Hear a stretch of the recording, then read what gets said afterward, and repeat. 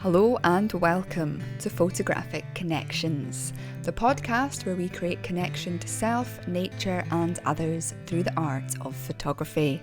My name is Kim Grant, the founder of Photographic Connections and your host for this podcast. And today I'm absolutely delighted to welcome Adele Warner-Tate onto the podcast. Adele is a landscape photographer who began her photographic journey after being inspired by the stunning landscapes in Scotland. We speak about the joys of making memories through photography, how it can help you through the tough times, and how discovering Scotland and photography changed Adele's life. So without further ado, please join me in welcoming Adele Warner-Tate. Hi Adele, thank you so much for coming onto the podcast this week. I'm really looking forward to chatting with you because we live quite close together and you're one of these people that I've been meaning to reach out to for a long time. And, you know, life gets in the way and it's just never happened. But a few weeks ago, I saw that you'd been commended in the Seascape category of the Scottish Landscape Photographer of the Year. And I just thought now is the time to reach out to you, and inviting you onto the podcast I thought was a great way to do that. So thank you for being here today. And Brilliant. I'm so glad that we're getting this chance to sit down, and I'm hoping we can actually get the chance to meet and go out and do some photography together soon as well. It would be brilliant. Before we delve into a few different things, what I do with everyone that comes on this podcast is I get them to go back and basically tell people their journey into photography. So what made you pick up your camera for the first time? Wow. Well, I think it was that me and Max discovered Scotland probably around 8 years ago, and every opportunity we got, we came up to Scotland, and I only had a point and shoot camera at that point, and I think it was just the absolute beautiful scenes and vistas and coastline that you were trying to capture with the camera. And we'd watch the sunsets, the sunrise, and sort of look at the images on the laptop. And I think at the time there was some little bit of an editing suite within the laptop that I had, and was playing around with things a little bit. And I think it definitely was Scotland that sparked the interest in photography, because before that I'd never done any photography at all. So I was quite late to photography. It was probably around 2016 that I started to just develop that little bit of an interest just using a point and shoot camera. So every time we come up to Scotland, you know, you try and take better images than you'd done before. But it definitely was that sort of, you know, coming from where I lived, there wasn't really those landscapes in the northwest. So coming up to Scotland was just unreal. And the time that we had in Scotland was just fantastic. I always sad to go home. So the images initially were your memories of your time, and wanting to share that then with families and friends that had never been to Scotland. And then I think I'd sort of gotten into reading photography magazines and was trying to understand things a little bit more, and then got a bridge camera. And I always remember sort of standing trying to take an image of a waterfall to get the milkiness of the water, and couldn't understand why my screen was white. So I didn't understand filters or anything at that point. So yeah, that's where it started really, was just coming up to Scotland and sort of taking in those incredible views, and then developing that bit more of an interest and sort of trying to understand things more. And when I got the bridge camera, I quite quickly grew out of it, and Max bought me a Nikon D300, I think it was 3300, and I was just in my element. I suppose then in 2017 my dad became unwell in August, and he passed away in the following April. And during that time I think the distraction was photography. So he was very unwell, and we were taking it in shifts to sit with my dad, so sort of 3 or 4 hours at a time during the night, and I would just sit and sort of look at photography related things, and just to try and distract myself, I think, from what was going on. So then after my dad had passed away, we sort of came up to Scotland for some downtime, and really threw myself into photography from that point, really, and never looked back since. It's just been an incredible journey, and I think some of the things that we've seen, some of the things that we've experienced has all been because of photography, and that's something that we've always said, that we wouldn't never have seen the Northern Lights, the Milky Way, meteor showers, some of the incredible sunrises and sunsets that we'd seen hadn't it been for photography.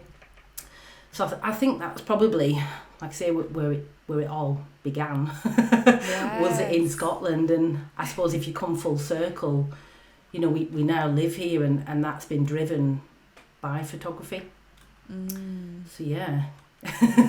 Amazing. I mean, Scotland is a lot of people say it, don't they? It's such an inspiring country for all creatives, and it always has been for a very, very, very long time. And of course, photographers from all over the world come up here. So it's amazing to hear that you just kind of started taking trips up here and sort of fell in love with the landscape, and then that fell in love with photography, and now you've moved up here, and I guess your life has changed a lot since you're actually now up here and able to get out regularly with your camera in the landscapes that inspire you so much. Definitely. I mean, we'd spoken quite a lot about moving to Scotland, and it was sort of on, it was off.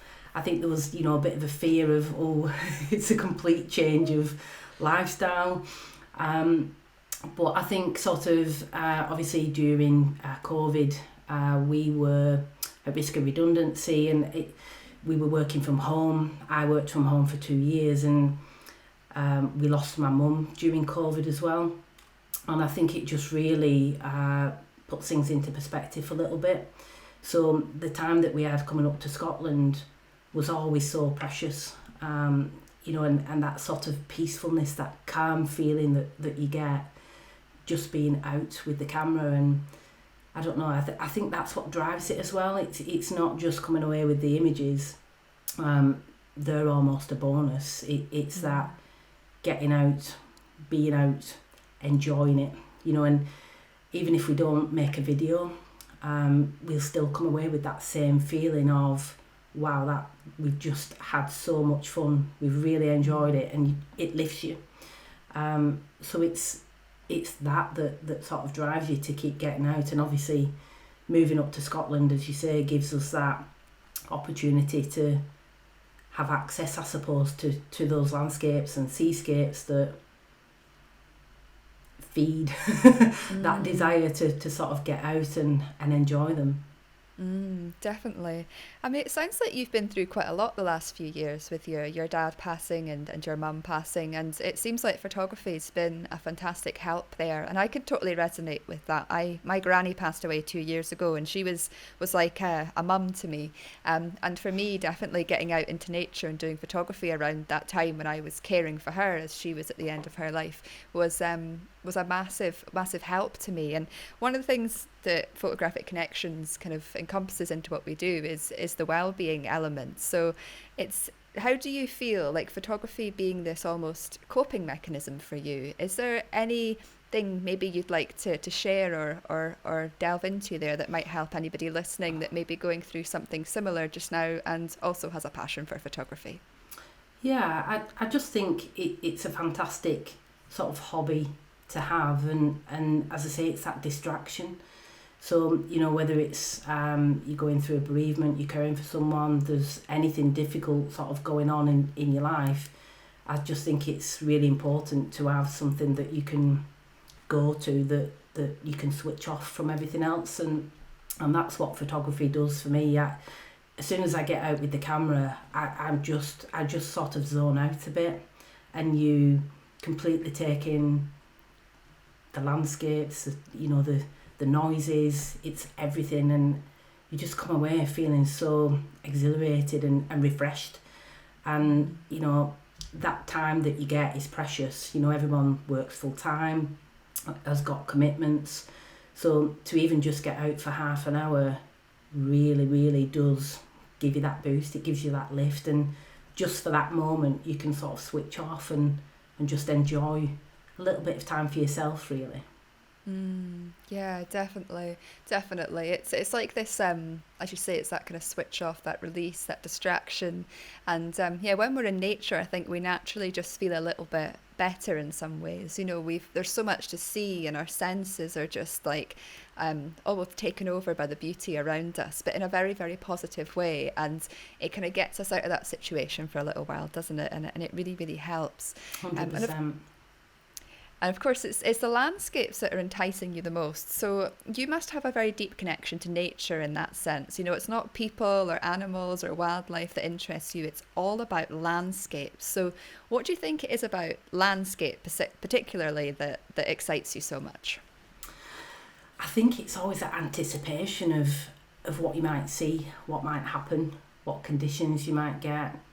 You know, and of course, you know, sort of when you're out and it's sunrise or sunset and you just stood watching, you know, I think it's that always draws me. And I don't know, it's a feeling that you can't really explain, because it sort of, sometimes it overwhelms you. I think the thing about the landscapes and the seascapes is that it's different all the time, and that's what keeps it exciting and interesting. And whether it's blowing a gale, raining, snowing, it doesn't matter what it's doing, because, you know, you can revisit the same place over and over and it look different every time. So I think it's that keeps it interesting and exciting, and that sort of drive to want to get out and experience that as well. And it seems like pretty much every time you've got a spare minute from work, you're out and about travelling around the country. You've got a camper van as well, don't you? Which makes it much easier.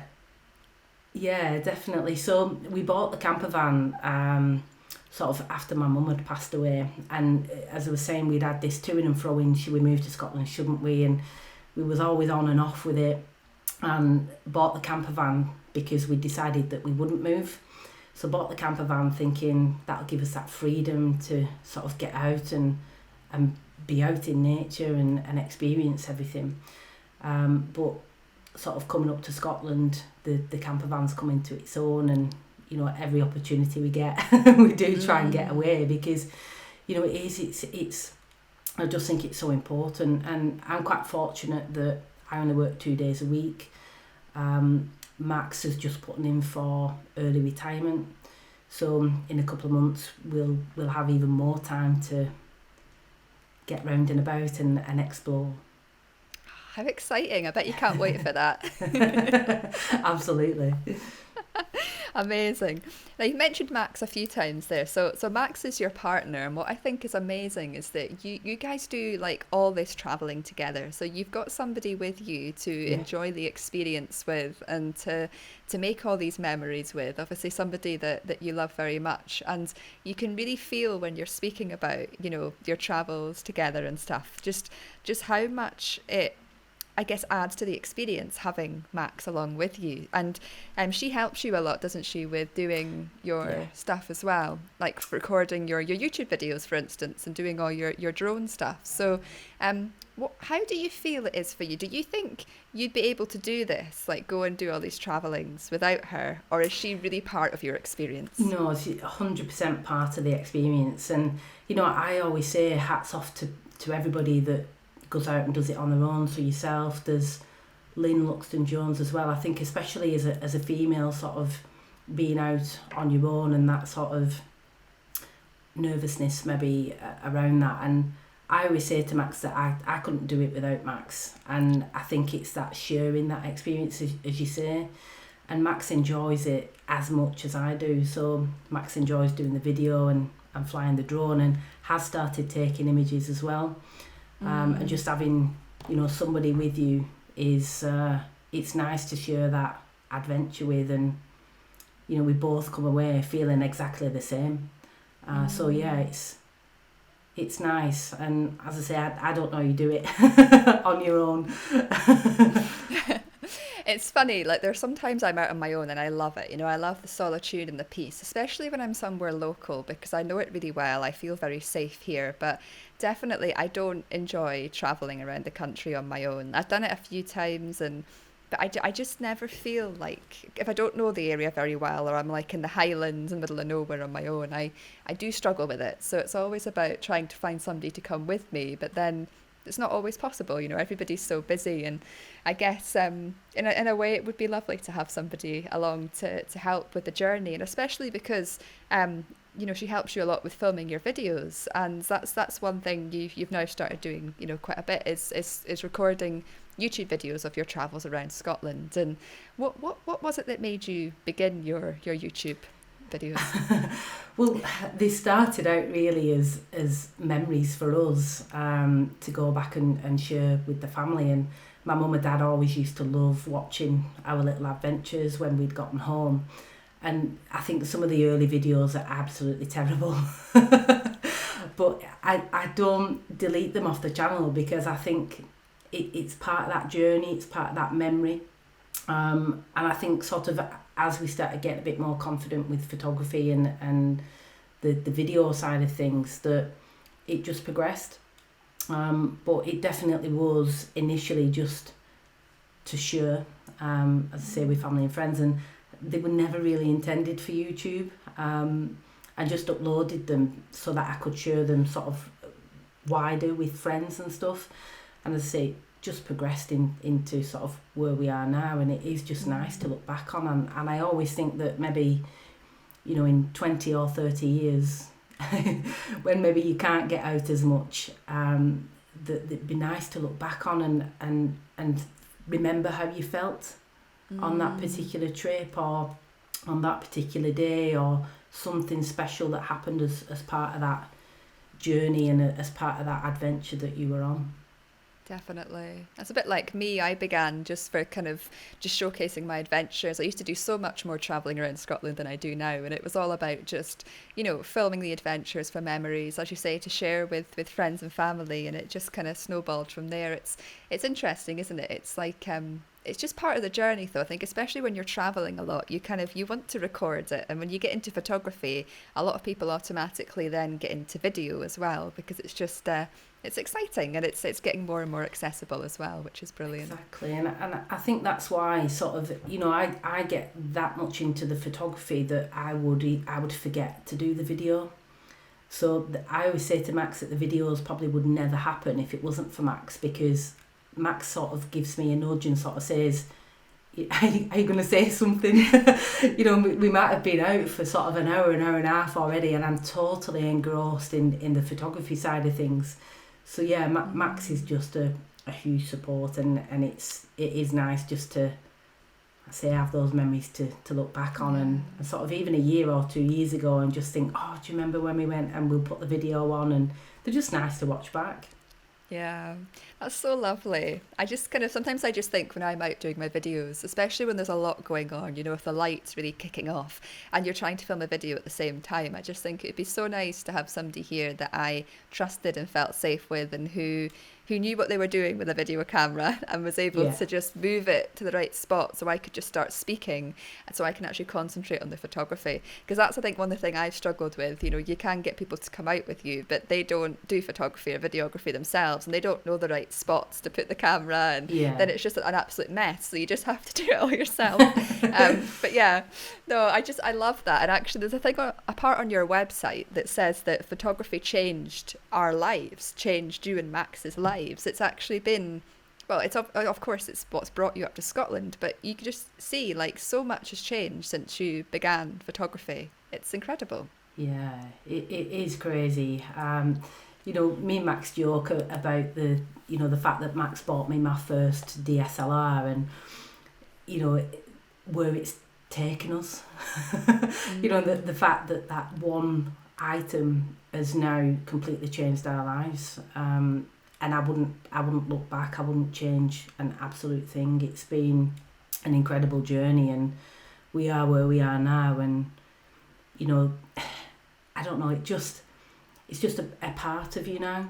And I think that sort of getting out and experiencing that and then coming away with memories, which are the images, is just, it's fascinating to me, because, you know, I always remember a photograph of my dad with his mum, taken probably, I don't know, maybe 1940s, 1950s. And, you know, it blows my mind, because I think somebody stood there and pressed a shutter, and that image is still there sort of 70, 80 years later, and it's just incredible. It's a superb invention. It is, definitely. It's amazing that we can look back on these things. And I think the video as well, if you combine it, it's incredible to have all these memories of all this time. And it was interesting when you spoke about you beginning YouTube and saying that your first videos were awful, and you've kept them because it's like part of the process. But it is, I really do find that, because for me, looking back at who I was when I began YouTube, like, I'm a completely different person now, and it's not just seeing the adventures and the memories, but you're seeing the transformation in yourself as you're growing in confidence, growing in skill, and also changing and evolving as a human being, which I think is beautiful to be able to have that as well, isn't it? Of course, absolutely. And you change, and I think your priorities change and your interests change, and I think the journey side of things is, you know, sort of listening to other podcasts, and everyone's got their own unique story, I suppose, but at the centre of it, it's the same for everybody, that what it provides them with. So how people have found photography is completely different, or, you know, I suppose what drives people is slightly different, but at the centre of it all is being out and taking the images. Yeah, definitely. And I guess before you began photography, what was your release? Were you a creative person? Did you have something else? Or So I used to do a lot of writing. I used to sort of quite like poetry, and would just write sometimes little funny poems, and that progressed a little bit. But I think once you start working full time, and, you know, I was in quite a pressurised job, you don't really find the time, because, you know, you're working full time, so on your days off there's other things that you need to do, and I think I sort of lost myself a little bit. And it was only really when at sort of 36, coming up to Scotland and discovering Scotland, that sort of re-sparked that creative side of things. And I don't know, sort of looking back now, it's quite sad, and that you do lose sight of what's important to you a little bit. But I think what's interesting is that you don't really know what drives you until you find it. So sort of, if I think to being sort of 25, maybe 30 even, I would never have thought that I'd be sat having a conversation with yourself about photography and about that journey, because it's something that I didn't really know about. But I wouldn't go back and change anything. It's just, I think it's a different form of creativity, whether people enjoy painting, writing, music. So I dabbled a bit with trying to learn playing the keyboard during COVID, even woodwork. So because you couldn't get out and take images with the camera, so it was trying to think of what else can you do. And I think if you're a creative person, you need that outlet. But it was just sad, really, that sort of for a number of years that I did lose sight of what was important. I think a lot of people go through that process, don't they? I think creativity is often not seen as an essential as well, but I think we're realising more and more, and possibly because of what happened in recent years, actually creativity and having that release and that sort of outlet in whatever way is important. And often I find creative people have more than one outlet. They might love photography, but like you say, you were very much into poetry in the past as well, and actually maybe as time evolves you might start getting back into poetry and writing poems that relate to your images or your videos. Who knows? Yeah. Yeah, brilliant. when I look at your work, you obviously have a lot of interests in all the different Scottish locations and different places, but I get a feeling that you're most drawn to the coast. Would I be correct in that? Yeah, absolutely. So why do you think that is? I just don't think there's a feeling like it, especially when the waves are coming in and you've got a little bit of breeze or gale force wind, and that feeling of just being stood looking out, whether you're looking at a mountain view or nothing, and just that sense of sometimes drama, sometimes it's really peaceful. So we just gotten back from Harris, and last week there was literally no movement whatsoever in the tide, but the views and the atmosphere and the feel of things, I don't think I get the same feeling sort of actually in the landscape, although I enjoy that and I absolutely love sort of getting out and taking an image. It's the coast that really inspires me, and whether we've got rocky shores or a nice sandy beach, I don't know, I just find it really exhilarating. And sometimes we've been in situations where the waves are just absolutely smashing in, and every time you hear the noise and the birds flying around and the sound of the pebbles rolling in sometimes on the rocky shores, it's just everything together. Just, I don't know, it just makes me feel alive. It is incredible, isn't it? I find it interesting when I speak to photographers who are interested in different landscapes, because everyone's kind of drawn to something a little bit more than others, you know, whether it is the coast or woodlands or mountains.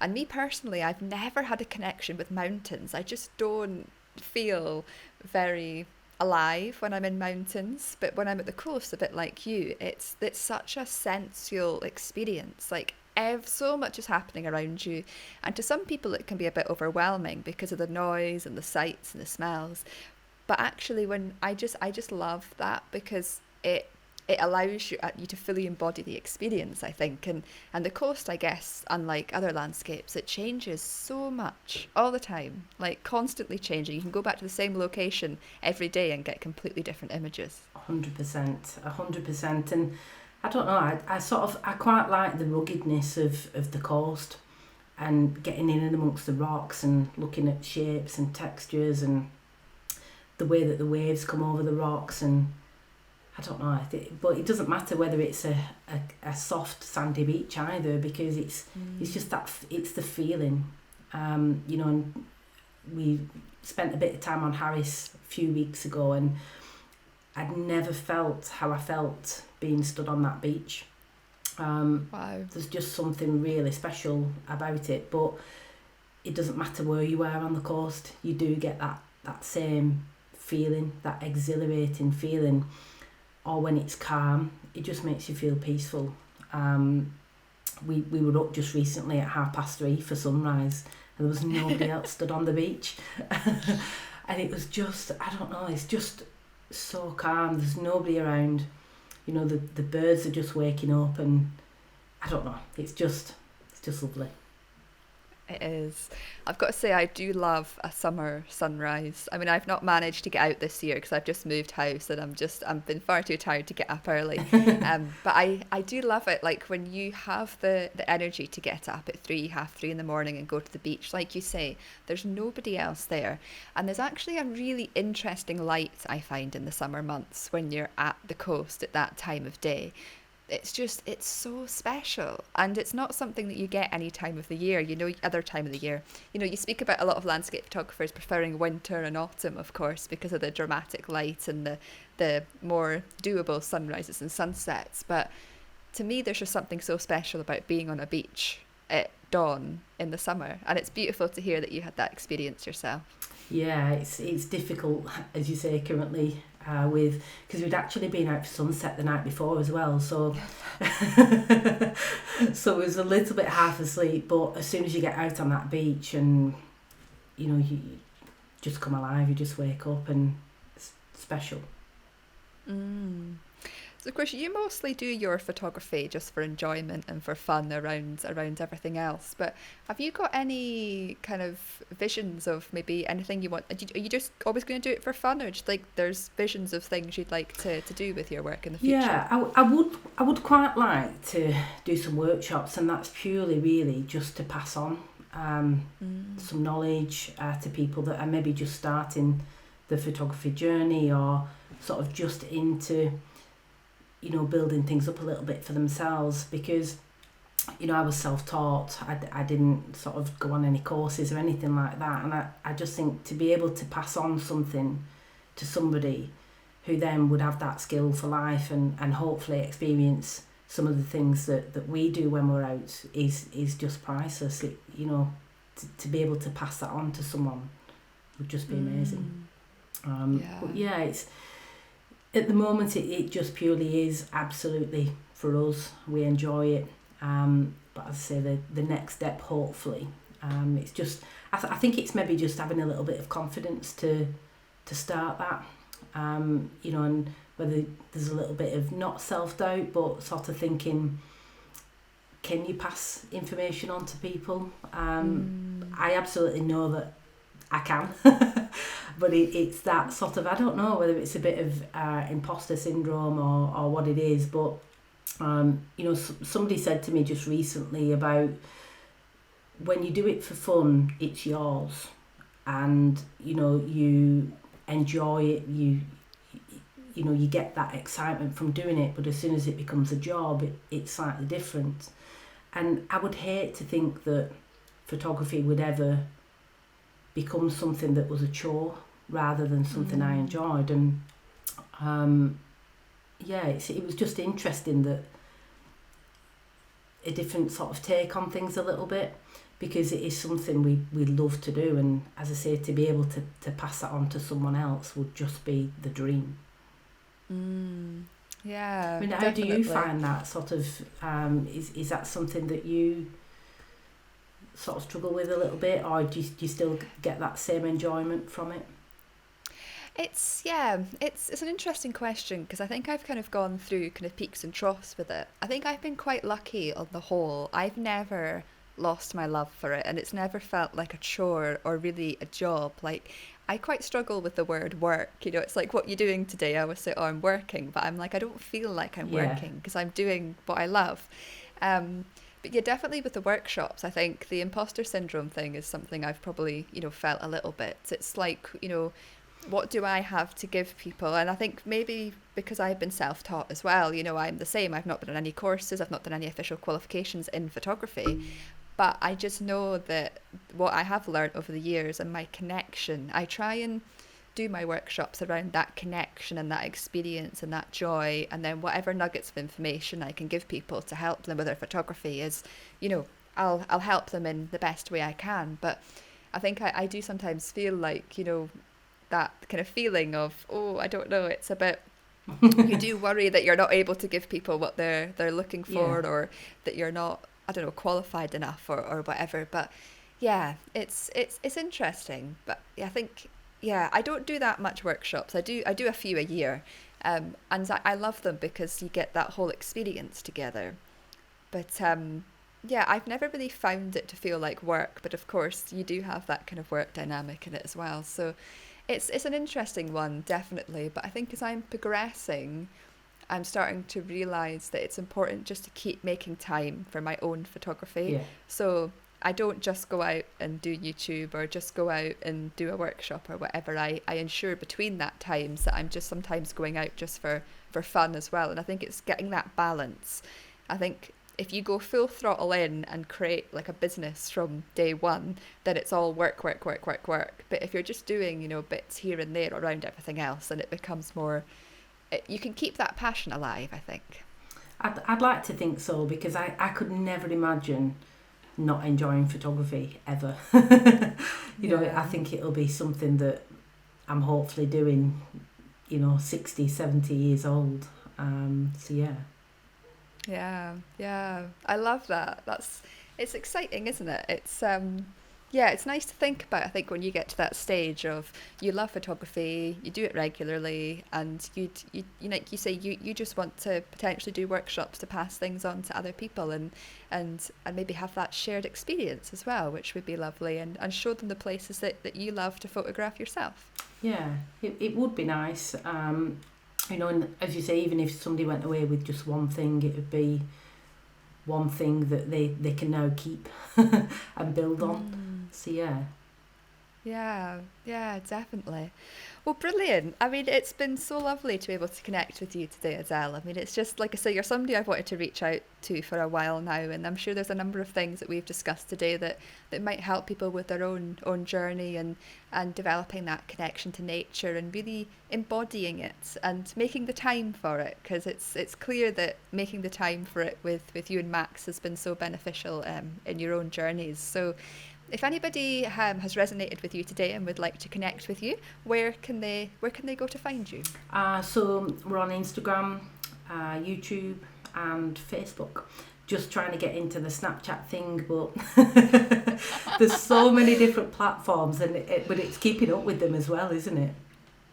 Yeah, and it's getting crazy. There's new social media apps and things popping up all the time, and yeah, it's very difficult to keep on top of it. But yeah, I will link all of them in the show notes below. So thank you so much for your time today, Adele. Thank you very much for asking.